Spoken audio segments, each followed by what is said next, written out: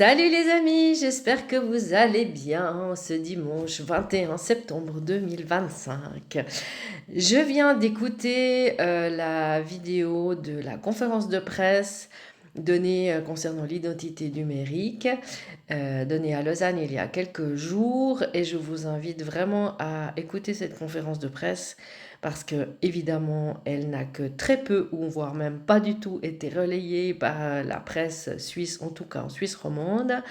Donc je vous mets le lien en commentaire et je me le mets juste là en dessus. C'est sur le site du mouvement fédératif roman MFR, sur la chaîne YouTube ou sur le groupe Telegram du MFR.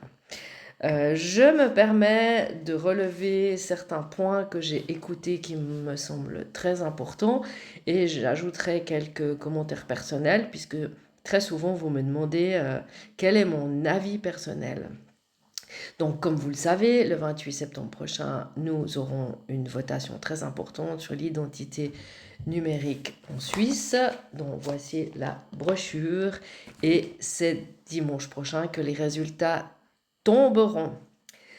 Donc voilà ce que j'ai relevé. Donc c'est sous forme d'énumération de phrases ou de remarques, et j'ajoute de temps en temps mon avis personnel. Donc c'est une porte d'entrée à la cyberattaque et à la surveillance. Ensuite, c'est une obligation par contrainte sociale, même si on vous dit que c'est facultatif. Eh bien, vous le savez déjà, il y a certaines personnes qui pourront tout à fait obliger l'identité numérique pour vérifier votre identité. Ensuite, un point très important que Michel Caillé a relevé, donc, qui est juriste et présidente du mouvement fédératif roman, on vous dit que l'application est gratuite, mais cela représente quand même 182 millions de francs suisses pour sa mise en route et 25 millions de francs suisses pour sa maintenance annuelle.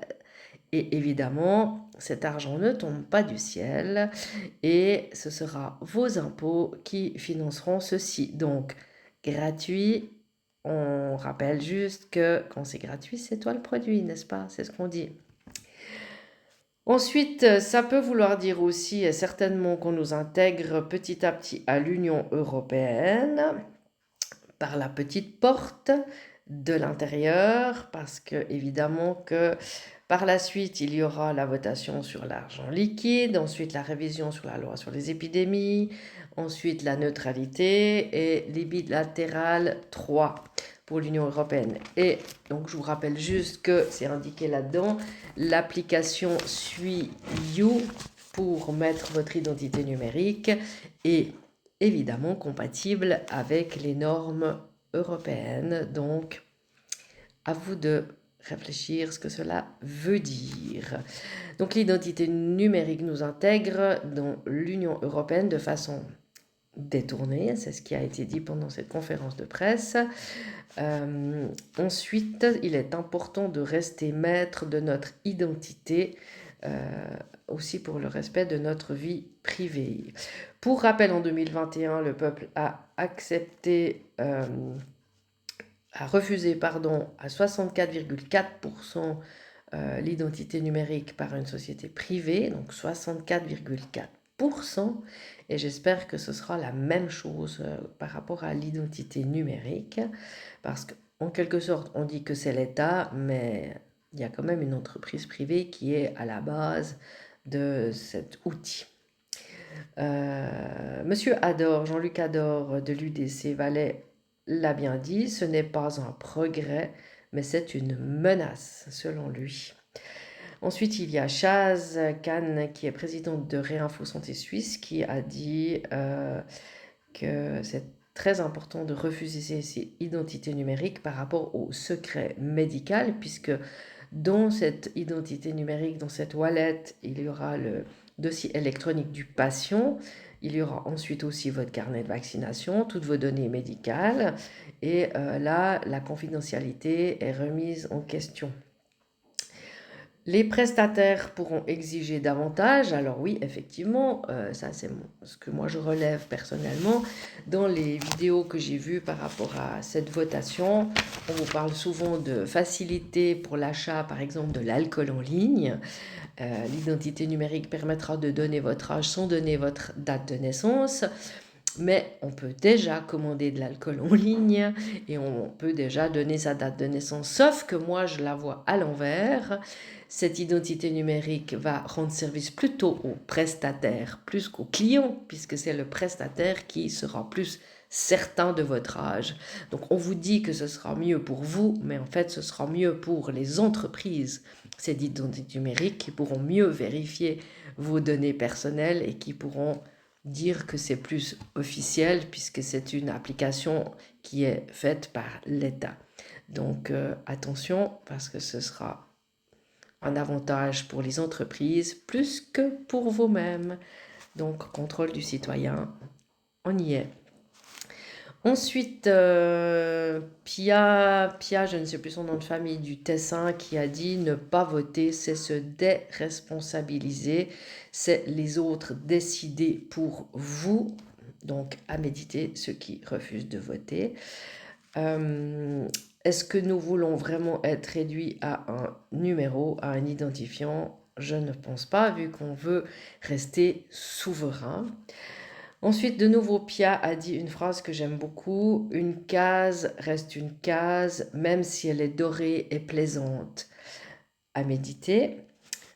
La technologie devrait être un outil et non une prison. Ça, c'est vraiment aussi très important. Mon avis, si on revient sur la période Covid, la pandémie, rappelez-vous avec le pass sanitaire, rappelez-vous avec les mesures, ils ont testé comment diriger la population, comment faire obéir les gens. Ils ont semé la peur en vous donnant quelques menaces.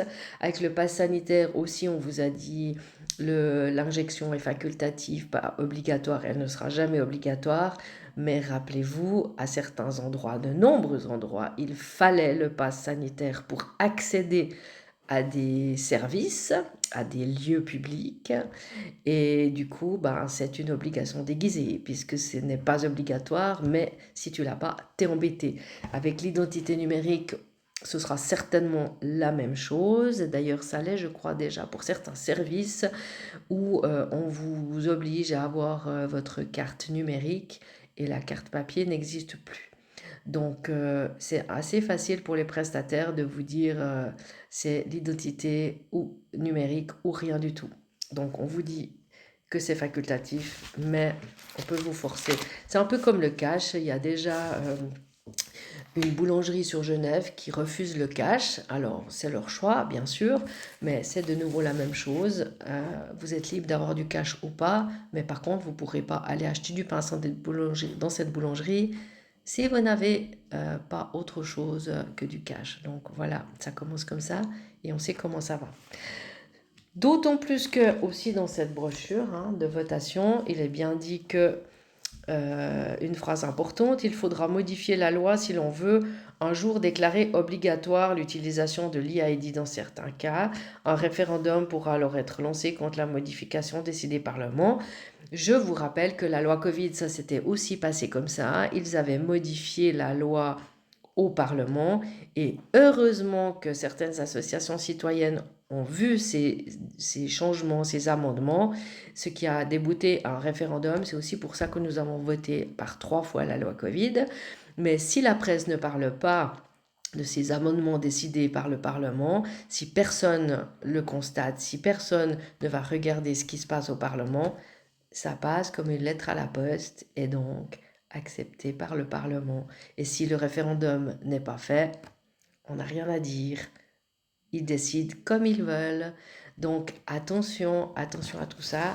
Et voilà, je ne sais pas si toutes ces informations vous aident, mais je vous invite donc à voter un grand non à l'identité numérique le 28 septembre prochain. Allez, bon dimanche les amis, je vous embrasse, ciao.